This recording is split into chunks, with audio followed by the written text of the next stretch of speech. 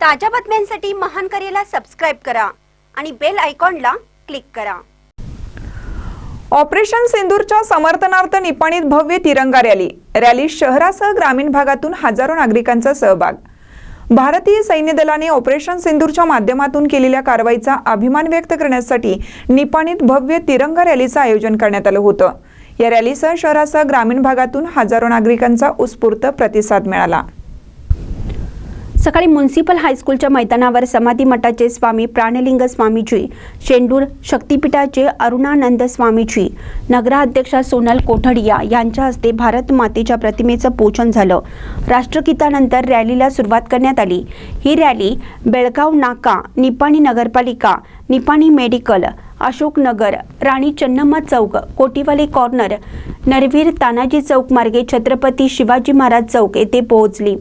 शिवपुतळ्यास अभिवादन केल्यानंतर वंदे मातरम गीताने रॅलीची सांगता करण्यात आली।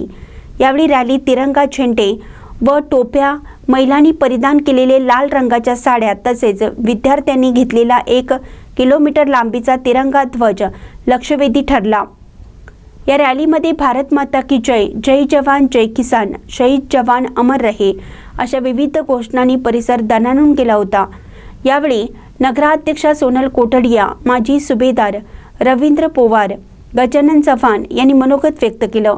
या प्रसंगी तहसीलदार MN Balikar, BO Mahadevi Naik, CDPO Supriya Jadage, HESCOM अधिकारी अक्षय चौगुले, तालुका पंचायत अधिकारी प्रवीण कट्टी, उपनगराध्यक्ष Santosh Sangavkar, Hal sugar chairman MP Patil, vice chairman Pawan Patil यांच्यासह सर्व संचालक, नगरसेवक, नगरसेविका, माजी सैनिक संघटना, शालेय विद्यार्थी, विविध सामाजिक संस्थेचे पदाधिकारी, नागरिक व महिला मोठ्या संख्येने उपस्थित होते।